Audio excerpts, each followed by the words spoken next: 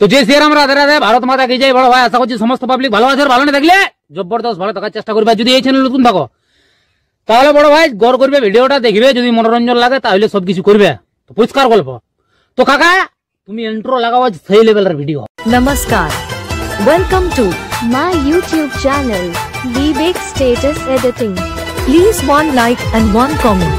Please support and share your friends. Review.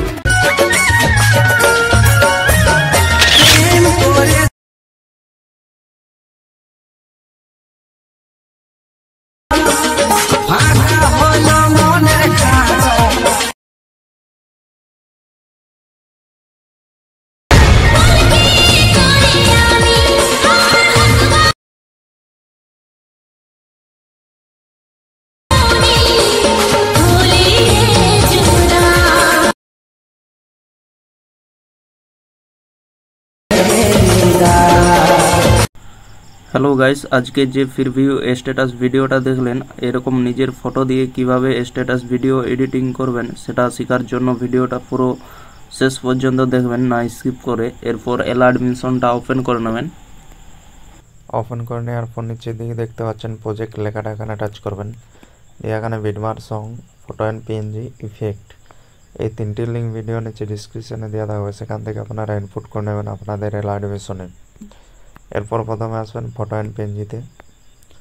আসার পর এখানে টাচ করবেন, দিয়ে এখানে সিলেক্ট অল লেয়ার্স করে নেবেন। দিয়ে আবার এখানে টাচ করবেন, দিয়ে এখানে কপি 20 লেয়ার্স লেখাতে টাচ করে কপি করে নেবেন। এরপর ব্যাকে চলে যাবেন। ব্যাকে যাওয়ার পর এখানে বিটমার্ক সঙ্গে আসবেন। আসার পর এখানে টাচ করবেন, দিয়ে এখানে পেস্ট 20 লেয়ার্স লেখাতে টাচ করে পেস্ট করে দেবেন। ফটো অ্যান্ড পিএনজি সিলেক্ট হয়ে যাবে, দেখতে পাচ্ছেন। এরপর ইফেক্ট আনবো, ইফেক্ট আনার জন্য ব্যাকে চলে যাবেন। ব্যাকে যাওয়ার পর এখানে ইফেক্টে আসবেন। ইফেক্টে আসার পর এখানে ইফেক্ট কপি করে নেবেন। কপি করার জন্য এখানে ছবির মধ্যে টাচ করবেন, দিয়ে নিচে ডান দিকের কোণে দেখতে পাচ্ছেন ইফেক্ট লেখাটা, এখানে টাচ করবেন। এরপর নিচে বাঁ দিকে দেখতে পাচ্ছেন 3 ডট, এখানে টাচ করবেন। দিয়ে এখানে কপি ইফেক্ট লেখাতে টাচ করে কপি করে নেবেন। এরপর ব্যাকে চলে যাবেন। ব্যাকে যাওয়ার পর এখানে বিটমার্ক সঙ্গে আসবেন। আসার পরে এখানে ছবির কাছে আসবেন, দিয়ে নিচের দিকে আসবেন। নিচের দিকে আসার পর এখানে ছবির মধ্যে টাচ করবেন। এরপর নিচে ডান দিকের কোণায় দেখতে পাচ্ছেন ইফেক্ট লেখাটা, এখানে টাচ করবেন। এরপর নিচে বাঁ দিকে দেখতে পাচ্ছেন 3 ডট, এখানে টাচ করবেন। দিয়ে এখানে পেস্ট ইফেক্ট লেখাতে টাচ করে পেস্ট করে দেবেন। ভিডিও একদম কমপ্লিট হয়ে যাবে, দেখতেই পাচ্ছেন। এরপর ভিডিও কমপ্লিট হয়ে গেলে ভিডিওটা সেভ করে নেবেন। সেভ করার জন্য উপরে দেখতে পাচ্ছেন ডান দিকের কোণায় তীর চিহ্নটা, এখানে টাচ করবেন। এখানে নিচের দিকে দেখতে পাচ্ছেন এক্সপোর্ট লেখাটা, এখানে টাচ করে ভিডিওটা সেভ করে নেবেন।